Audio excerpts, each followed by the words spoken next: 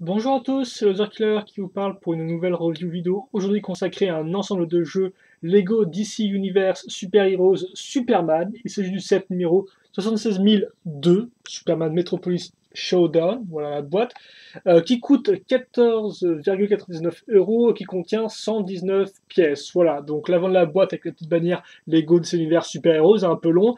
Superman dessiné ici, hein, plutôt cool, hein, plutôt... Il se tape un peu la classe.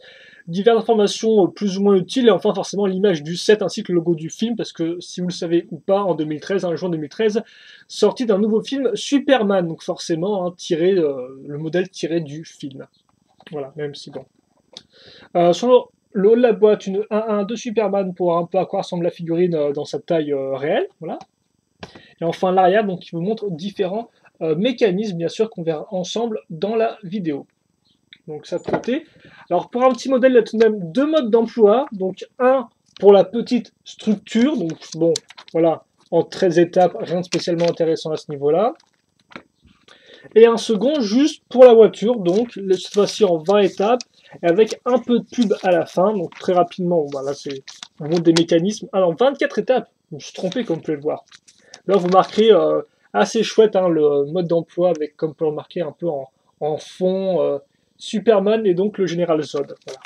C'est plutôt cool, je trouve. Il y a un bon petit chevet de couleur orange qui va bien. La liste des pièces. Une pub pour le jeu de société DC Universe Batman. Voilà, donc pas Superman. Et enfin, donc une pub pour le site Super Heroes. Voilà, et donc la gagne à l'arrière pour nous accueillir. Donc on commence tout de suite avec le modèle et d'abord les figurines. Donc laissez-moi vous les présenter. Donc hop là, on va se mettre ici. On va bloquer la caméra. Donc voilà, Superman, donc il a quand même un imprimé assez sympathique au niveau du corps, de la ceinture et des jambes, comme on peut le voir, qui se suit bien. On peut voir bien ses gros muscles, même, je dirais, hein, etc. Et le petit logo, forcément le logo S, son visage, voilà. Et donc on a aussi un imprimé à l'arrière. On va juste lever la cape rapidement. Donc voilà un peu à quoi ça ressemble. Et d'ailleurs, en parlant d'imprimé à l'arrière, vous aurez aussi un imprimé à l'arrière du visage. Donc je retourne ça, et donc voilà, vous avez la version vénère de Clark Kent Superman. Et comme pour la coupe de cheveux va bien, vu que c'est la coupe de cheveux Superman avec la petite mèche un peu sur le côté, c'est ma foi fort sympathique. Bon, c'est la coupe de cheveux assez classique, hein. Je sais pas s'il y aura la même coupe de cheveux un peu comics comme ça dans le film par contre. Vu qu'en fait j'ai juste pu regarder forcément, bah voilà, là, au moment où je fais cette vidéo là, le film n'est pas encore sorti, donc j'ai pu voir que les bandes annonces personnellement, donc on voit pas tout dans les bandes annonces. Seconde figurine, le général Zod. Et comme dans le film, eh bien, il a à peu près le même costume que Superman, parce que, comme on peut voir, les couleurs sont différentes, ainsi que le logo, voilà. Et donc lui aussi, il a des imprimés à l'arrière, aussi bien au niveau du dos que de la tête. Et comme on peut voir, c'est presque comme Superman, hein, c'est tête vénère, yeux rouges, donc rien ne va plus, quoi. Voilà, et donc on a quand même des chouettes imprimés, je trouve, comme on peut voir, qui reflètent un peu argenté, ça rend très bien, et c'est très propre et très classieux, je trouve. Donc voilà pour les figurines. On va passer maintenant rapidement au set en lui-même, et d'abord avec la structure. Donc on commence avec une plaque. Alors par contre, on va juste...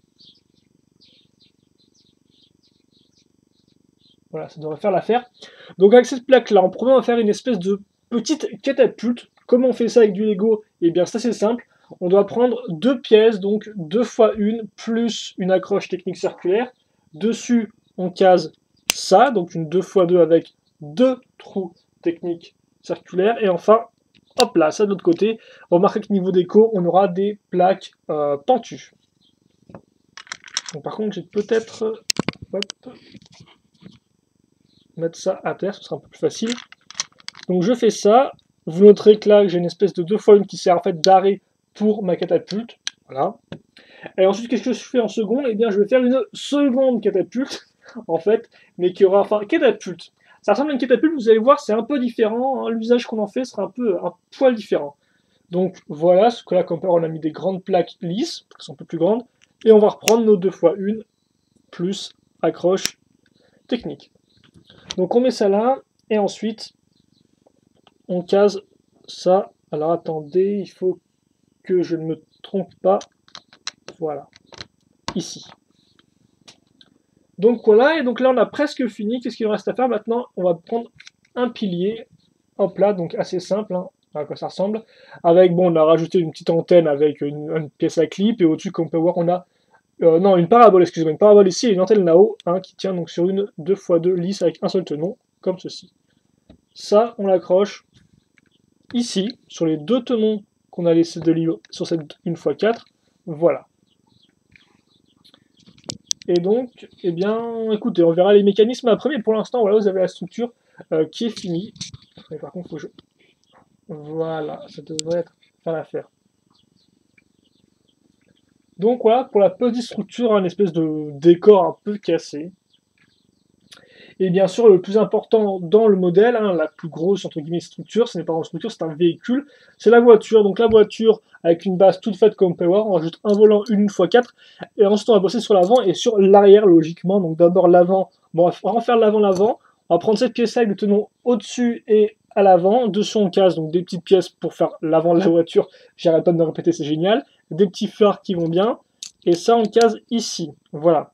Ensuite, on va prendre cette partie-là, donc on a nos accroches et nos pièces pour mettre les roues, on va prendre des plaques qu'on va attacher en dessous et un peu sur les côtés, et surtout, sur les côtés, on va mettre des garde-boue plus une pièce circulaire à ce niveau-là, enfin circulaire, courbée à ce niveau-là, qui suivra en fait un peu la forme du garde-boue, comme on peut voir si on regarde ça de côté. Donc ça rend plutôt bien, et donc ça on va l'accrocher ici, donc en dessous à ce niveau, voilà. Ensuite, je vais faire le reste plutôt, je vais faire l'arrière déjà. Donc l'arrière, bien l'arrière, oui effectivement l'arrière, je dois juste prendre ça, hein. C'est pareil, sauf que on a cette pièce-là qui se mettra à ce niveau-là, voilà. C'est tout ce qui change. Donc ça on le case ici, voilà, comme ceci. Et donc ensuite on peut faire l'arrière du véhicule, donc fait avec des plaques assez simples et des briques avec un peu courbées, voilà, bon. Des petits phares à l'arrière, avec des tenons apparents, tout de même pas de plaque d'immatriculation sur le véhicule, c'est un peu spécial, ça change des véhicules Lego City où on a justement des plaques d'immatriculation. Ah, quitte à faire, peut-être qu'avant, je vais caser ça. Donc oui, effectivement, on va caser sur les côtés maintenant cette partie-là. Et comme vous pouvez le voir, donc là je vais prendre ça, et bien on a des tenons sur le côté une nouvelle fois, et donc dessus on va caser ceci. Voilà, donc une pièce lisse avec une pièce à rainure qui font un peu de déco en fait, hein. Voilà. Qui peuvent servir, je pense, peut-être pour monter les portières. Attendez. Ah, je sais pas, je me vautre à ce niveau-là, excusez-moi. Comme ceci. Voilà. Et donc ensuite, l'arrière, hop là, dont j'ai parlé, on case à ce niveau-là. Ici. Et ensuite, l'avant, pareil, on va retrouver notre 2x4 courbé. On va trouver des pièces donc, comme ça avec deux tenons et une partie lisse au milieu. La vitre, donc plutôt sympathique, hein, qui est sortie pour la première fois avec les... Speed Racer, mais il ne me semble pas que ce soit le nom, enfin c'était Tienne, un film, bref. Donc une chouette vitre, et enfin des rétroviseurs sur les côtés. Assez simplement fait, hein. Et donc ça, on case ici, et notre véhicule est fini. Attendez, on va mettre ça comme ça.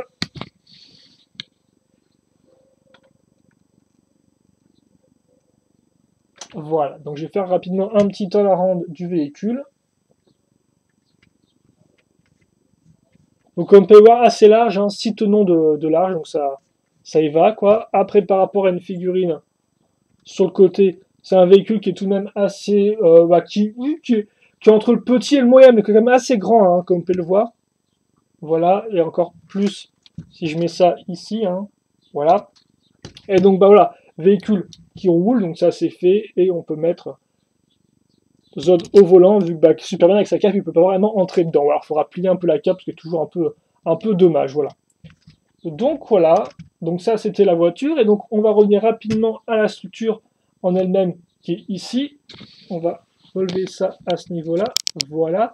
Donc premier mécanisme, c'est ici, avec cette catapulte qu'on a mis à ce niveau-là, et forcément, là comme vous pouvez le voir, ça tient sur deux tenons, mais là ça tient sur la pièce lisse, et la pièce lisse, quand j'appuie dessus, elle part vers le haut. Donc en clair, comme vous pouvez le voir, forcément, si elle part vers le haut, quand je fais ça et s'il y a l'antenne en dessous, voilà, je vais casser l'antenne en dessous de ça. Donc voilà, premier mécanisme, on peut détruire donc l'antenne, un peu l'antenne radar, l'antenne télé, l'antenne tout ce que tu veux, mais voilà, bref, on peut faire ça. Ensuite, second mécanisme, c'est pas une catapulte, c'est en fait non, c'est fait pour mettre la voiture ici à ce niveau-là, et ensuite appuyer dessus et retourner la voiture. Voilà, donc là encore, faire un peu comme si la voiture à 100 à l'heure ici, puis ensuite il y a Superman qui l'attaque, et là vous faites un pseudo-mécanisme, et voilà.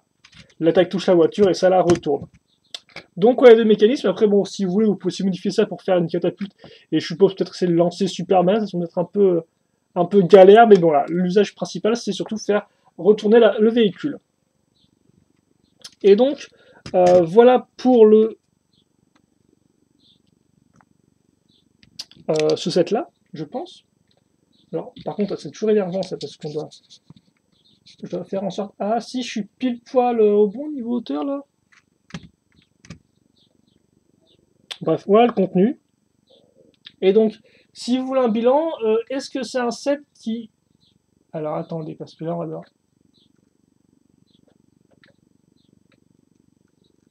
Putain, c'est fou. Excusez-moi, j'essaie juste d'avoir un truc qui soit un peu... Ouais, voilà. Donc, bilan rapidement. Est-ce que c'est un set qui vaut le coup? J'ai envie de dire, il vaut le coup pour sa jouabilité. Parce qu'effectivement, pour moi, un point noir du set qui est aussi 50% du set, c'est la voiture. Alors la voiture, autant le schéma de couleur marche bien. Je veux dire, jaune et noir, c'est un schéma de couleur qui marche super bien.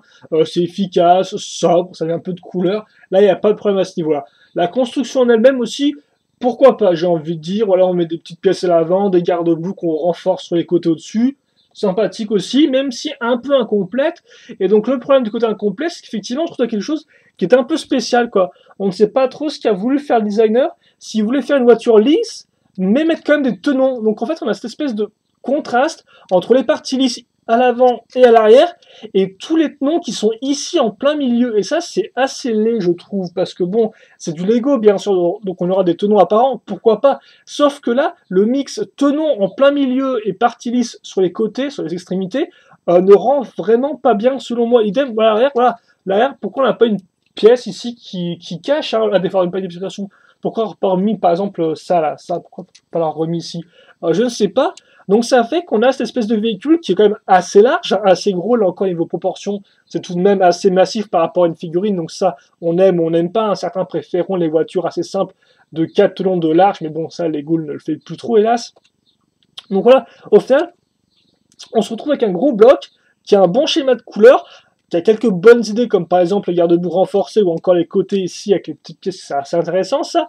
Mais néanmoins, qui a un design qui n'a pas l'air abouti, qu'on dirait qu'ils ont juste bossé là-dessus sur les côtés, et ensuite au milieu, ben, ils avaient la flemme, donc voilà. Donc bien sûr, je suppose qu'ils n'ont pas vraiment eu la flemme, hein. Je suppose que c'était un choix de design, un choix peut-être artistique, ou alors peut-être au pire un problème avec le prix, parce que souvent, voilà, ils doivent faire ça à 15 euros, ils ont aussi un nombre limité de pièces. Donc est-ce que le nombre limité de pièces a fait qu'on a un véhicule qui a voilà, un côté lisse, un côté avec tenon? Je ne sais pas. Mais en tout cas, voilà, quoi. On a une espèce de. On a vraiment un gros bloc qui n'est pas spécialement, je trouve, super esthétique. Hein, voilà. Donc voilà, idem aussi pourquoi la vitre ici, on a ça, puis ensuite on a ça en plein milieu, quoi. Ouais, pourquoi pas mis, par exemple, je sais pas moi, une pièce lisse, alors mis cette pièce-là avec des tenons sur les côtés, peut-être pour faire un rappel de tenons avec l'arrière, mais bon, c'est très bizarre, quoi. Donc après ça, peut-être que c'est des goûts vraiment, peut-être perso, j'ai envie de dire, hein, peut-être que vous n'auriez pas de problème, ou peut-être même que vous aimerez ce contraste tenon et côté lisse. Mais moi, je dois dire que franchement, je pensais qu'elle rendrait bien quand j'ai vu sur la boîte, mais en vrai, j'ai beaucoup de mal à m'y faire. Et même après la live construction, donc j'ai passé un peu de temps voilà, autour du modèle, je ne m'y fais pas vraiment. J'ai vraiment du mal. Voilà. Donc ça, c'est effectivement un des problèmes que moi j'ai avec le set, c'est le véhicule là. Parce qu'effectivement, après pour le reste, eh bien, c'est un bon set, selon moi, un très bon set, parce que on a du contenu. On a deux figurines, donc bah, le héros, le grand méchant. Donc ben, après, par contre, Zod, effectivement, on l'a pas en version complète. Hein. En version complète, c'est avec sa cape et son armure. Là, vous l'avez en version un peu normale, quoi, j'ai envie de dire. Donc bon, certes pas complet, mais néanmoins très détaillé, hein, comme on a pu voir, imprimé avant, arrière de toute beauté. Idem pour les têtes, avec leur côté vénère qui va bien, voilà. Donc deux figurines gentilles méchants, pas de problème à ce niveau-là, sont bien faites. Le décor est bien parce que c'est un décor surtout qui inclut des mécanismes, et comme vous pouvez le voir, au final, il n'inclut que ça. Donc voilà, C'est vrai que là encore, niveau esthétique, on pourrait peut-être se plaindre que là, c'est un peu limite, quelques pièces penchées, et puis basta. Mais moi, je trouve que ça marche bien, ça fonctionne bien surtout, et surtout, c'est diversifié, quoi. On peut exposer l'antenne si on veut, mais pas que, on peut aussi, si on le souhaite, retourner le véhicule. Voilà. Donc, moi, je trouve que ça, c'est très complet, et ça marche du tonnerre. Donc voilà, ça c'est franchement un bon set niveau jouabilité et niveau contenu. Mais après, si on se penche un peu plus près sur le contenu et surtout sur la voiture, je suis pas trop sûr. Voilà. Néanmoins, pour 15 euros, ça peut être une bonne introduction au modèle. Voilà. Après, je dois vous avouer que pour plus cher, si vous voulez prendre qu'un set Superman et que vous avez les moyens, personnellement, au moment où je suis vidéo, j'en ai que deux. J'ai celui-là et c'est un peu plus gros, donc qui est l'évasion de Black Zero. Et effectivement, l'évasion de Black Zero est peut-être un peu mieux, mais beaucoup plus cher, quoi, les euros plus chers. Donc là, si on s'en cantonne qu'à ce set-là, 15 euros pour moi, pour le contenu, c'est bon. Jouabilité contenu, c'est du tout bon. Après, vous êtes un peu plus regardant sur la voiture, là, peut-être que si c'est pas trop votre style, vous risquez d'être déçu.